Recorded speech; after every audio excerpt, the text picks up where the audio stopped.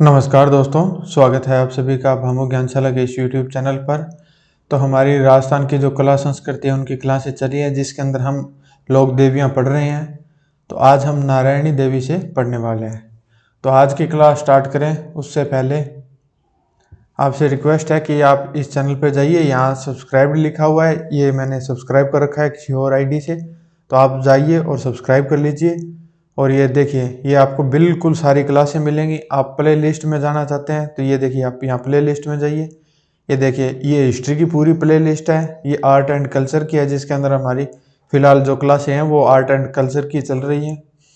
और आप question practice करना चाहते हैं तो ये देखिए, यहाँ मैं क्वेश्चन भी अपलोड करता हूँ, जो आप प्रैक्टिस है वो कर सकते हैं।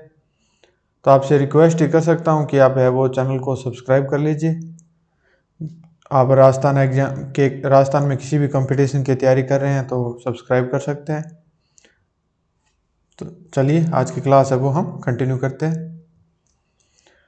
तो आज हम जो पढ़ने वाले हैं वो पढ़ने वाले हैं नारायणी देवी से।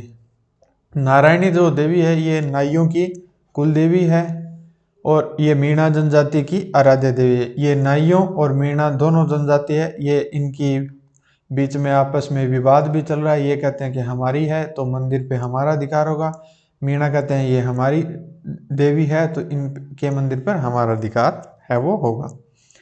इनका जो जन्म है नारायणी देवी का, ये मोरागढ़ अलवर के अंदर है। इनके जो पिता का नाम है ये विजयराम सेन है। माता का इनका नाम है ये रामवती इनका नाम है। बचपन का नाम देखें तो कर्मा है। तो मुख्य रूप से ये पूछे जाते हैं, तो ये पूछे जाते हैं कि नाइयों की कुल देवी कौन है, नारायणी देवी।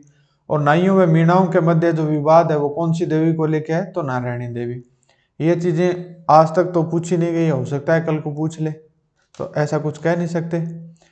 उसके बाद इनके पति की बात करें तो कर्णेश इनके पति का नाम है। और इनकी पति की मृत्यु के पश्चात यह देवी है वो सती हुई थी। और अब बात करते हैं नारायणी देवी के मंदिर की। तो बरुआ डूंगरी राजगढ़ जो अलवर के अंदर है वहाँ इनका मंदिर है। और इनका जो मेला है वो वैशाख शुक्ल 11 को इनका मेला है वो भरता है। इनके मंदिर में पूजा के लिए मीणा जनजाति तथा नाई जाति में विवाद है वो चल रहा है कि मीणा जाति के लोग कहते हैं कि हमारी आराध्य देवी है, नाई जाति के लोग कहते हैं कि हमारी ये कुल देवी है। तो इनको इन दोनों जातियों में विवाद है वो चल रहा है। मंदिर के निकट है गुप्त गंगा नामक एक जलधारा है वो बहती है। जो ये मंदिर है माता जी का, उनके निकट है गुप्त गंगा नामक एक जलधारा है वो बहती है। तो वो कहते हैं कि वो गंगा की ही एक धारा है जो इनके नज़दीक से बहती है गुप्त रूप से। अब हम नेक्स्ट देवी की बात करें तो नेक्स्ट है केला देवी। ये केला देवी कौन से राजवंश की है, तो ये करौली के जो यादव राजवंश है उनकी ये कुल देवी है। और मीणा जो जनजाति है इनकी ये आराध्य देवी भी है। यह देवी कृष्ण की बहन योगमाया के रूप में पूजी जाती है। ये कोई तो ये कहते हैं कि जो कंस ने जिसको मारा था वो ही जो ये कृष्ण की जो बहन है वो ही ये है। बाकी ये सब मान्यताएं हैं, तो उनके अनुसार जब ये इनकी बहन माना गया है तो हमें कृष्ण की बहन के रूप में इनको मानना है। इनका जो मंदिर है मुख्य मंदिर ये करौली के अंदर है। और यह जो मंदिर है ये त्रिकूट पर्वत के ऊपर स्थित है। यह मंदिर कालीसिल नदी के किनारे है वो स्थित है। मेला जो भरता है केला देवी का ये चैत्र शुक्ल अष्टमी को मेला भरता है। और इस मेले को लक्खी मेला के नाम से जाना जाता है। तो लक्खी मेला किस देवी का है, तो ये केला देवी का है। और ये कहाँ भरता है, ये अलवर में भरता है। तो ये लक्खी मेले के नाम से करौली में ये भरता है, करौली में भरता है केला देवी का मेला। और केला मैया मंदिर के चारों ओर कनक दंडावत यात्रा है वो की जाती है। यानी जो लेट के जो यात्रा करते हैं ऐसे चलते रहते हैं कंटिन्यू, लेट लेट के बाद आगे आगे धीरे धीरे। इस मंदिर के निकट भोरा भक्त की छतरी है वो भी बनी हुई है। केला देवी की आराधना में लांगुरिया गीत भी गाया जाता है और लांगुरिया नृत्य भी किया जाता है। ये देखिए, केला देवी के भक्तों द्वारा जोगानिया नृत्य, लांगुरिया नृत्य और छुटकन नृत्य। ये लांगुरिया नृत्य तो एग्जाम में कई बार पूछा जा चुका है, ये दो भी पूछे जा सकते हैं कि जोगानिया नृत्य, लांगुरिया नृत्य और छुटन नृत्य किया जाता है। तो प्रश्न ये पूछा जा सकता है कि केला देवी के भक्तों द्वारा कौन सा नृत्य नहीं किया जा सकता। तो एक ऑप्शन आ गया जोगानिया नृत्य, 2 नंबर ऑप्शन आ गया लंगूरिया नृत्य, 3 नंबर आ गया छुटकड़ नृत्य और 4 नंबर कोई और दे देगा तो 4 नंबर होगा या नीचे दिया होगा उपरोक्त सभी। तो ये आपको थोड़ा सा ध्यान में रखना है कि क्वेश्चन कैसे पूछे जाते हैं। उसके बाद में जो नेक्स्ट माता आती है वो आती है राजेश्वरी माता। ये सिनवार जाट राजवंश की कुलदेवी है। कौन? राजेश्वरी माता। इनका जो मंदिर है वो भरतपुर के अंदर है और जो मंदिर का निर्माण है ये महाराजा सूरजमल ने करवाया था। नेक्स्ट आती है जिलानी माता। तो ये गुर्जर जाति की आराध्य देवी है। यह जो मंदिर है ये बहरोड अलवर के अंदर है। इस देवी ने मेवाड़ के क्षेत्र के हिंदुओं को धर्म परिवर्तित होने से रोका था। यानी उस समय जो मुस्लिम थे वो हिंदुओं को धर्म परिवर्तित कर रहे थे। हिंदू का धर्म किस में परिवर्तित कर रहे थे? मुस्लिम में। तो माता जी ने उनको धर्म परिवर्तन होने से रोका था, तो इसलिए ये जिलानी माता है ये पूजी जाती है और ये गुर्जर जाति की आराध्य देवी है। इनका मंदिर है ये बहरोड अलवर के अंदर है और ये मेवाड़ क्षेत्र के हिंदुओं को धर्म परिवर्तन से रोका था। तो ये चीज आपको ध्यान रखनी है कि धर्म परिवर्तन के संबंध में जो माता है वो है जिलानी माता। अब नेक्स्ट आती है इडाना माता। ये इडाना माता है उदयपुर में इनका मंदिर है। यह एक प्राचीनतम शक्तिपीठ है ये माना जाता है और इनका जो मेला भरता है ये चैत्र व अश्विन नवरात्रों में इनका मेला है वो भरता है। एक क्लास में आपको उन देवियों के दूंगा एक साथ सबकी कि नवरात्रों में कौन कौन सी देवियों के मेले हैं वो भरते हैं। तो सारे मेले हम बाद में जब ये सिलेबस कंप्लीट हो जाए उसके बाद में मैं आपको ढंग से रिवीजन करेंगे, उस टाइम ये आपको अलग अलग पॉइंटों के हिसाब से क्लास दे दूंगा।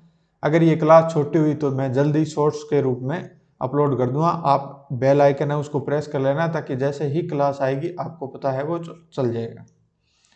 यह देवी अग्नि स्नान के लिए प्रसिद्ध है।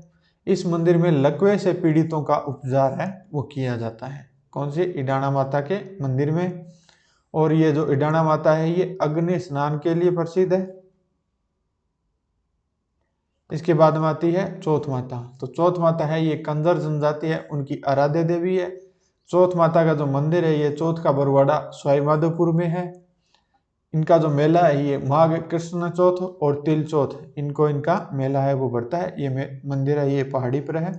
ये जब आप कोटा वाली जो ट्रेन जाती है जयपुर से कोटा तो उसमें आप रास्ते में जब सवाई माधोपुर आता है तो वहाँ ये पहाड़ी पर मंदिर है वो दिखाई देता है।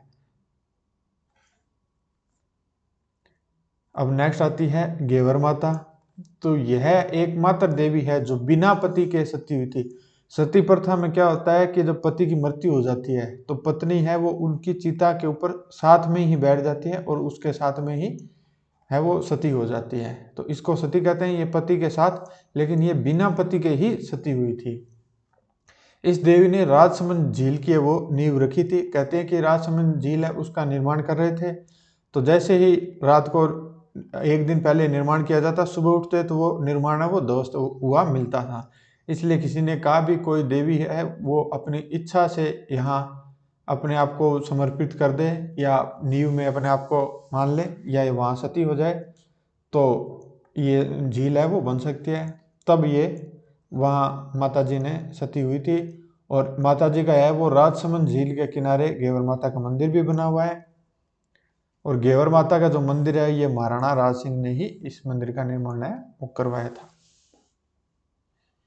उसके बाद में नेक्स्ट आती है बाण माता। बाण माता है ये गुहिल वंश की कुलदेवी है। इनके जो प्रमुख मंदिर है ये उदयपुर, कुंभलगढ़ और चित्तौड़गढ़ 3 जगह पर इनके प्रमुख मंदिर है। उसके बाद में जो नेक्स्ट आती है वो आती है बरवड़ी माता। इनका अन्य नाम है ये है अन्नपूर्णा माता। मेवाड़ के जो सिसोदिया वंश है उनकी ये आराध्य देवी हैं।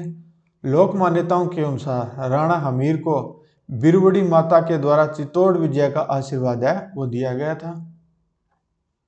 उसके बाद में इन माता की पूजा है वो यहाँ होने लगे मेवाड़ में। अब ये दोहा प्रचलित है देवियों के लिए कि आवड़ टूटी भाटिया कामेड़ी गोडा श्री बरवड़ी टूटी सिसोदिया करणी राठौड़ा। यानी करणी माता है वो राठौड़ों की कुल देवी है। बीरबड़ी है ये सिसोदिया की है, आवड़ है ये भाटियों की है, कामेड़ी है ये कमेही है ये गोडा की है। राणा हमीर ने चित्तौड़ दुर्ग में बीरबड़ी माता का मंदिर का निर्माण है वो करवाया था। तो ये आप देख सकते हैं कि राणा हमीर को आशीर्वाद मिला था चित्तौड़ विजय का, तो उसके बाद उन्होंने बीरबड़ी माता का मंदिर का निर्माण है वो चित्तौड़ दुर्ग में करवा दिया था। उसके बाद में आती है कि तुलजा भवानी माता आती है। इनका जो मंदिर है ये चित्तौड़ दुर्ग में है। इस मंदिर का जो निर्माण है वो दासी पुत्र बनवीर ने करवाया था। ये जो दासी पुत्र बनवीर है, इन्होंने वो जो हत्या की थी चंदन की, वो यही बनवीर है जो चित्तौड़ में इन्होंने तुलजा भवानी माता का मंदिर का निर्माण है वो करवाया था। मराठा साम्राज्य के संस्थापक छत्रपति जो शिवाजी हैं, उनकी आराध्य देवी है वो तुलजा भवानी को माना जाता है। अब आती है कि सुंदा माता, अघेटसुरी माता, ये जालौर में है। जो आराध्य देवी है ये श्रीमाली ब्राह्मणों की माता है और ये देवल राजपूतों की भी आराध्य देवी है। इनका जो मंदिर है ये दांतावास गांव भीनमाल जालौर के अंदर है। यह जो मंदिर है ये सुंदा पर्वत के ऊपर है और यह जो मंदिर है ये जसवंतपुरा की पहाड़ियों के निकट है। इस मंदिर के चारों ओर सुंदा अभयारण्य है जो भालुओं के लिए प्रसिद्ध है। और जो सबसे इम्पोर्टेंट है और आज तक कई बार एग्जाम में पूछा जा चुका है कि राजस्थान का जो पहला रोपवे है वो कौन से मंदिर के पास में है, जो सुंदा माता के मंदिर के पास में है। इसकी स्टार्ट कब हुआ था, तो दिसंबर 2006 को हुआ था। अब इसके बारे में नोट लगा रखा है कि ये जो इम्पोर्टेंट पॉइंट है ये भीनमाल जालौर के अंदर है। इनका जो प्राचीन नाम है वो श्रीमाल बिजोलिया अभिलेख के अनुसार है। जो प्रसिद्ध साहित्यकार है महाकवि माघ तथा ब्रह्मगुप्त की जो जन्म स्थली है वो भी भीनमाल है। गुर्जर प्रतिहार जो शासक वत्सराज है, उन्होंने अपनी जो राजधानी थी वो भीनमाल को बनाया था। प्रसिद्ध जो चीनी यात्री है ह्वेनसांग ने भीनमाल की जो है वो यात्रा की थी। ह्वेनसांग ने अपनी जो पुस्तक है CU की, ये आपको याद रखनी है, ये मैंने गुर्जर प्रतिहार में भी पढ़ाया है, जिसमें भीनमाल को पिलोमोलो कहा है। किसने? ह्वेनसांग ने। ये जो भीनमाल को पिलोमोलो कहा है ये भी मैंने आप गुर्जर प्रतिहारों की क्लास में देखेंगे तो वहां मिल जाएगा। और बैराट को पार यात्रा कहा है। जो लोक देवियों का जो टॉपिक है वो आज हमारा यहाँ समाप्त हुआ है। आप ये जो क्लासें बताई है मैंने, इतनी आप कर लेंगे तो 100% जो क्वेश्चन आएंगे वो आप मान के चलिए भी 99% तो मैं गारंटी से कहता हूँ, बाकी आप 100% ही मान के चलिए कि आपको अगर 5 क्वेश्चन आए तो 5 के 5 क्वेश्चन यहाँ से मिल जाएंगे। कोई रेयर ही चांस से भी वो कोई अपवाद स्वरूप क्वेश्चन दे देगा तो वो आपका सही नहीं होगा तो किसी का भी सही नहीं होगा। यहाँ तक आपने क्लास देखी है तो सब्सक्राइब करके जाइएगा और लाइक करके जाइएगा, और वीडियो अच्छी लगी हो तो किसी के साथ शेयर करने की इच्छा हो तो शेयर भी कर दीजिएगा। शेयर तो आप कहाँ से करेंगे जी, आप लाइक ही नहीं करें तो मिलते हैं नेक्स्ट वीडियो में।